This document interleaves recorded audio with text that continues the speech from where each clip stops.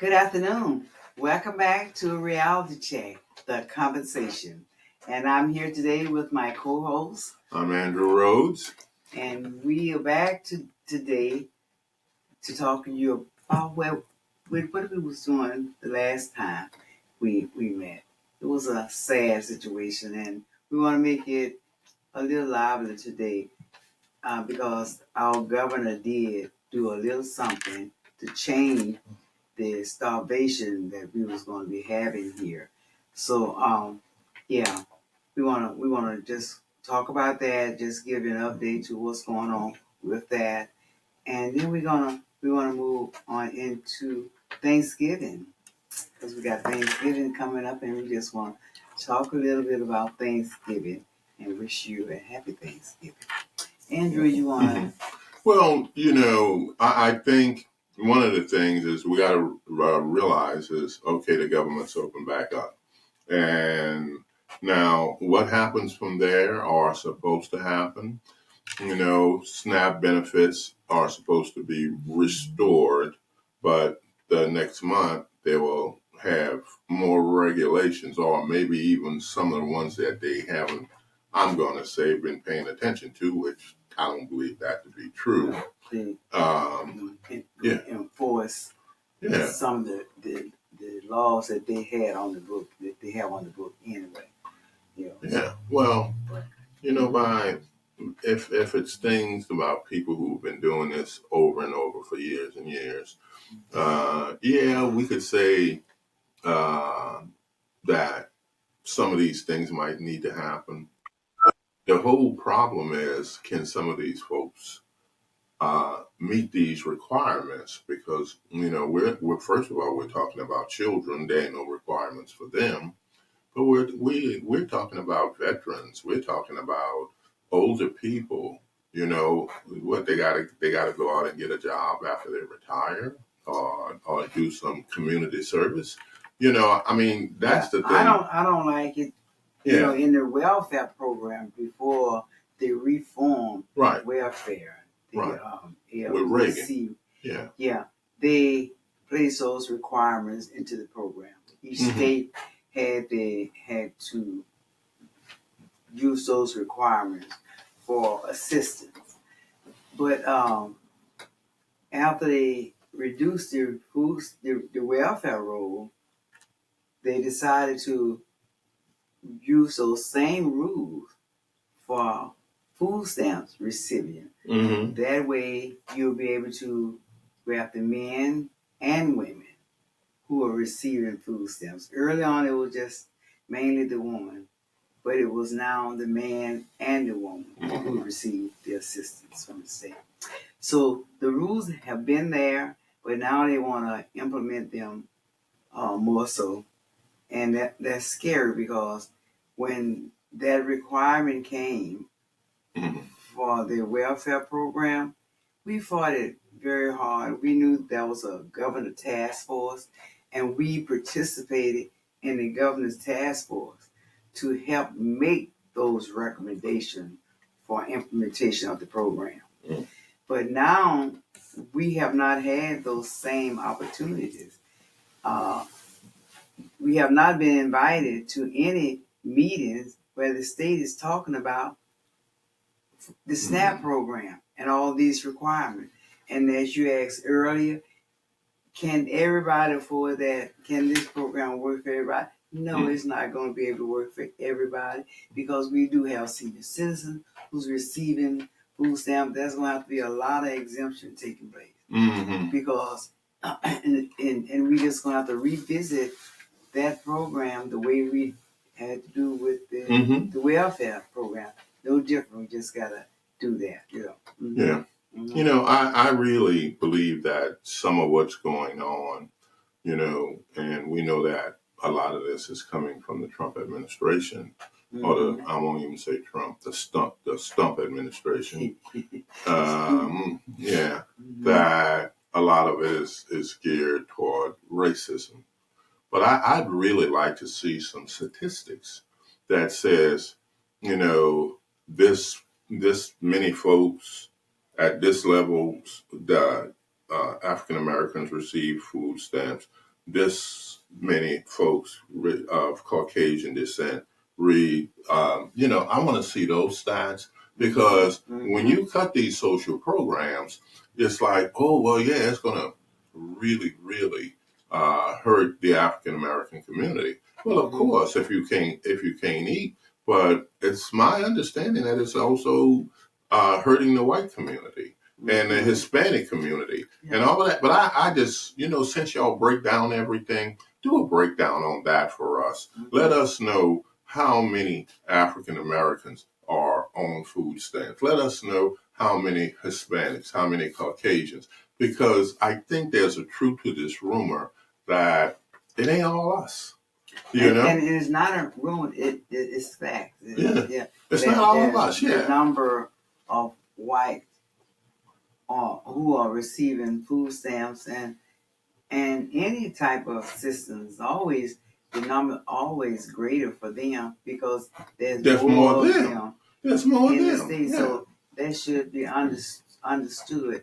I know everywhere you go, and every television you turn on, every advertisement, all you see is white people, make you feel like it's just them. So you should know that they're everywhere and there is more of them than us. And so why wouldn't they receive the benefits more? Well, but they're gonna feel the crunch, yes, but not as greater because they're gonna have someone to lean on when we do not. Right. For an emergency, for one of us, a $200 emergency, we wouldn't be able to come up with money. No. You know what I'm saying? But for many of them, it's different because they have that support system that we don't always have. Right. It's called WP. Yeah. White privilege. White privilege. The support system. So we don't have that.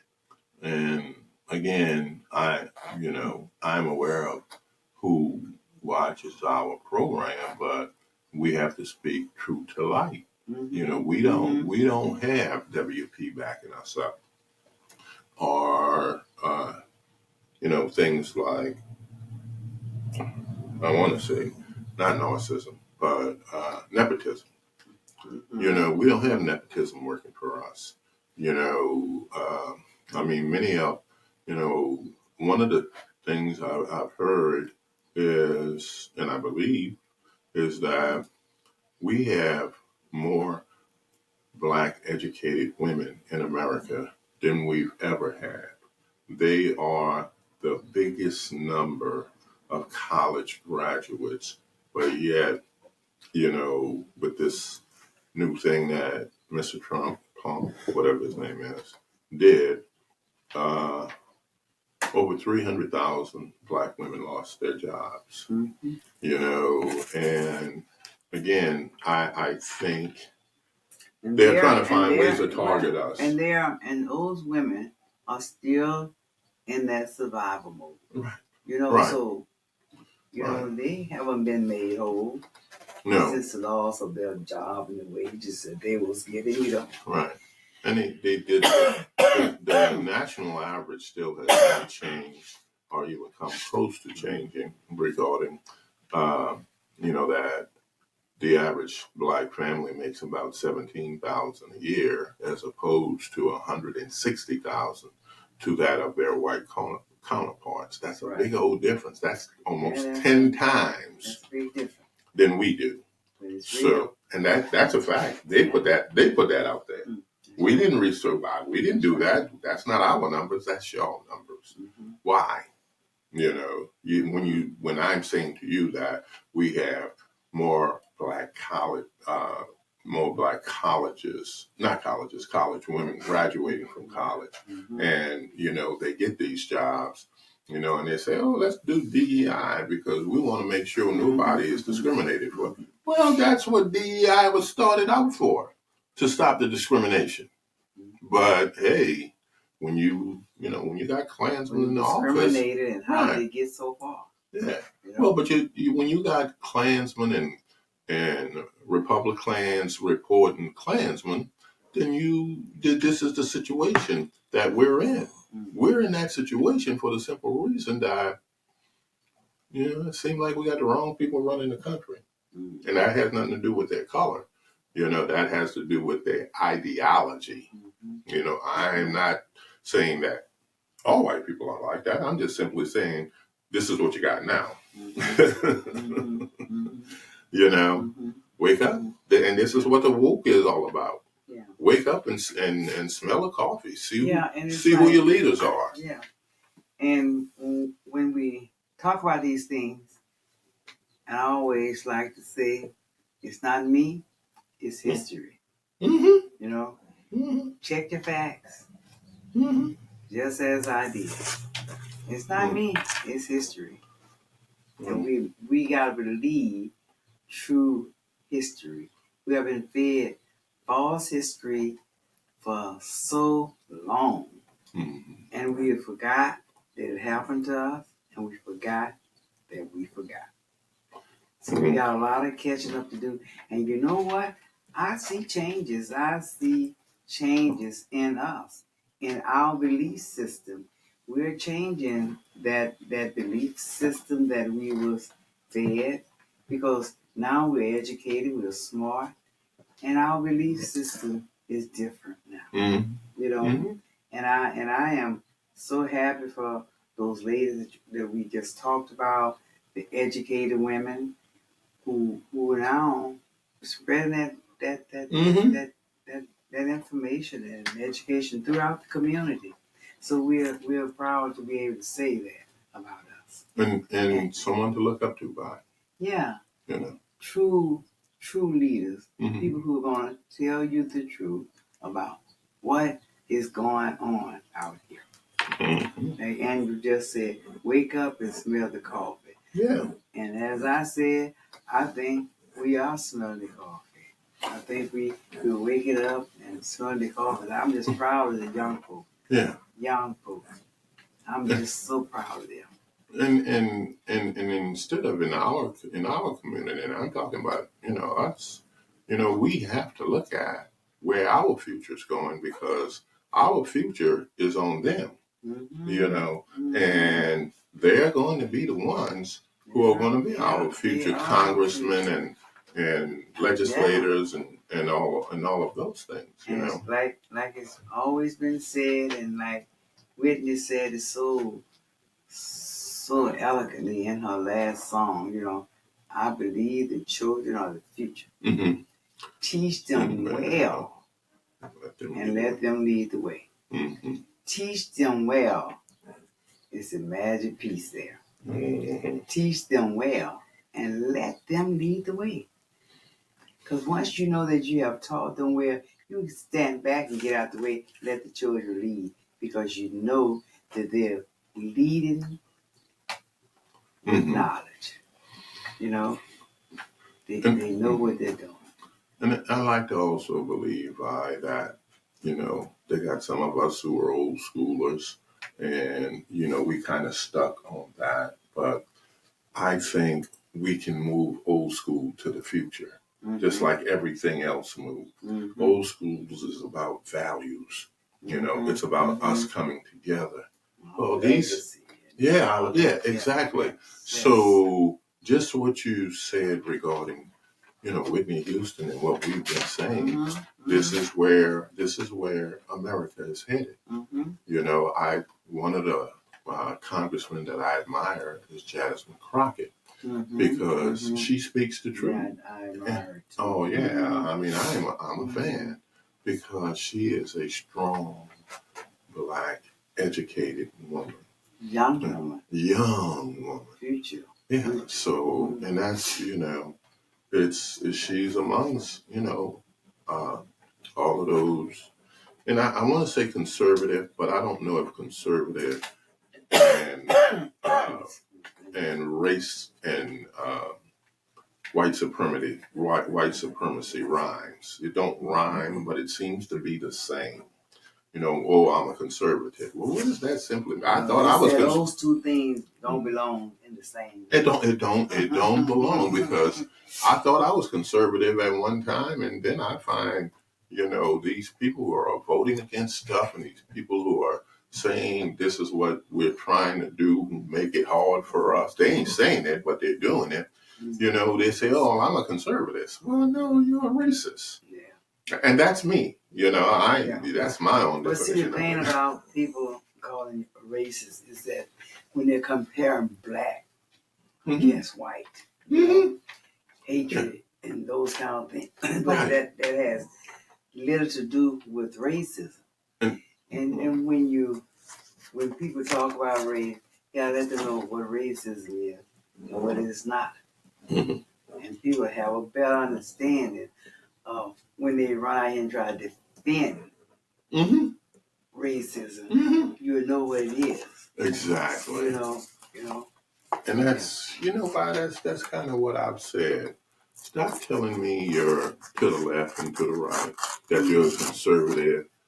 Just say what you really are. Don't be afraid to hide who you are by words that, people got to really look up to see, well, what's conservative, because for a long, like I said, I thought I was, but then I hear, and I'm going to say these Klansmen saying that they're conservative, and it's like, well, I ain't what you are.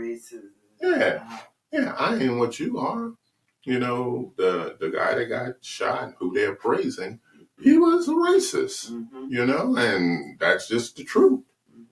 So I'm not saying he should have got shot. I'm saying who he was, and that's a difference. I don't believe nobody should get shot for what their ideologies or what they think, because I'd probably not be here. But it don't matter. Just say who you are. Don't put it behind some words and say, oh, I'm this, make it sound good, and then you're really something else. Let's tell the people the truth. Right. Trump won because of, or the mega, or whatever you want to call it, the mega folks. I call them the maggot folks, because that's what hate brings. It brings death, destruction, and then come the maggots. Not the mega, the maggots. Yeah. Anyway. Yeah, and I think too, Andrew, and we have to teach people about whose kingdom they're building. Right. Because all of us are supposed to be building God's kingdom. That's right. And then there's also Satan and his kingdom. And we have to understand whose kingdom we're building. But sometimes by following the laws that we have on the land is building Satan's kingdom. And we have to know that, But anyway, that's another day.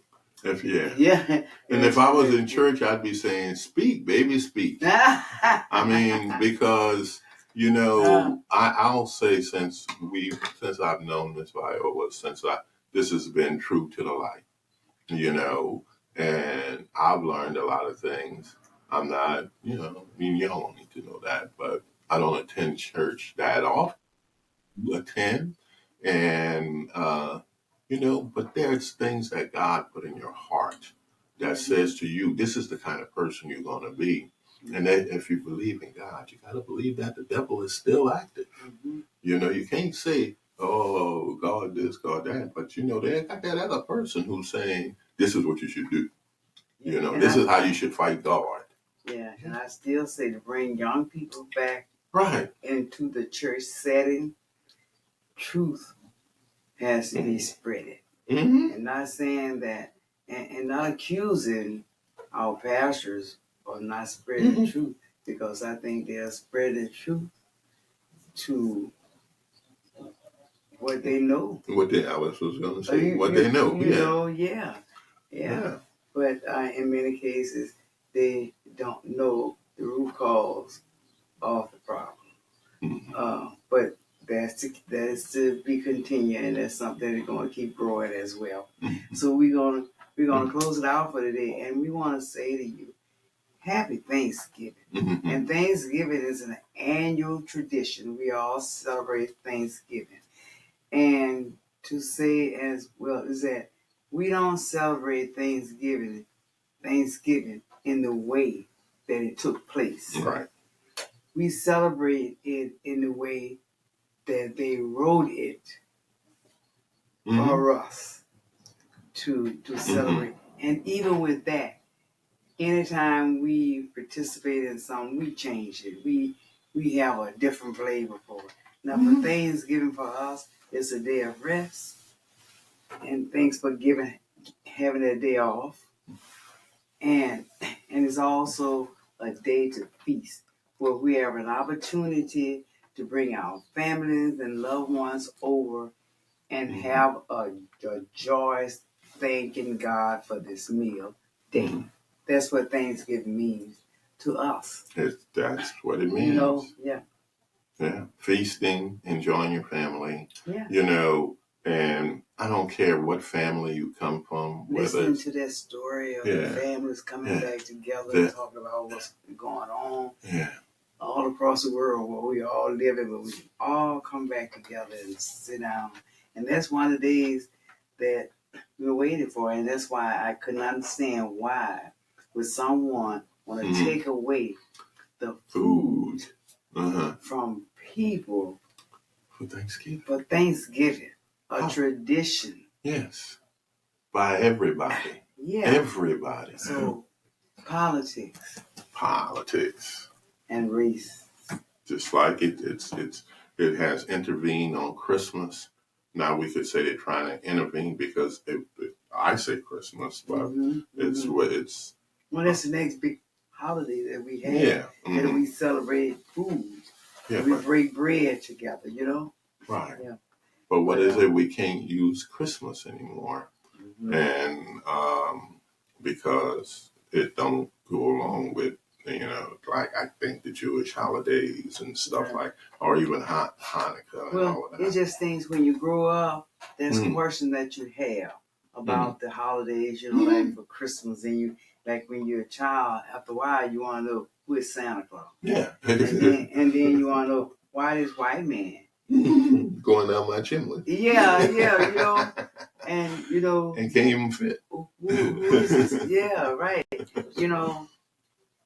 Why am I? It's just so many questions that you have, and so it's good that we can ask those questions and get answers. For those questions. But my parents made me aware early on who Santa Claus was because I know where I grew up at. If he was white and he came back in my community, he probably would have got robbed.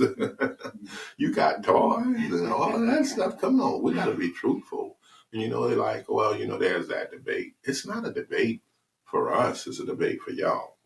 Because, sooner or later, as my grandkids grow up, they're going to know the real Santa Claus. And they're going to have those questions. Yeah. They're going to have more questions than what you probably had, yes, indeed. They're going to have more questions. They're going to go to their tablet. So, okay, we're going to close out, and we're going to say again, Happy Thanksgiving to everybody. To every one of you. Yes. Until after Thanksgiving dinner, we're going to come back and talk about how great it was to come together again. Yes. And that's what it's about. Not being split apart like some folks are trying to do. That's right. And thanking God for this day. That's right. A house divided cannot stand. That's right. That's right. And we're about, uniting. That's what God was. He wanted to unite everybody. That's why he put us here to work and help each other. Thank him for helping to work it out where SNAP programs still exist for us and then we can eat this for this Thanksgiving dinner. We can eat, have that dinner that we are so used to having. Yes. Mm-hmm. Without spending other money, so we're gonna have that dinner. We're gonna eat. Yeah. We're gonna have that was, dinner, but that's gonna mean that we might not be able to pay our utility bills. Oh, yeah. You know what it is. But we're gonna Light do up some candles. Yeah, so we got to get it right. So we're gonna thank God Right. for all that He has done for us to make it a safe and happy holiday. We know Happy Thanksgiving. Happy Thanksgiving, everyone.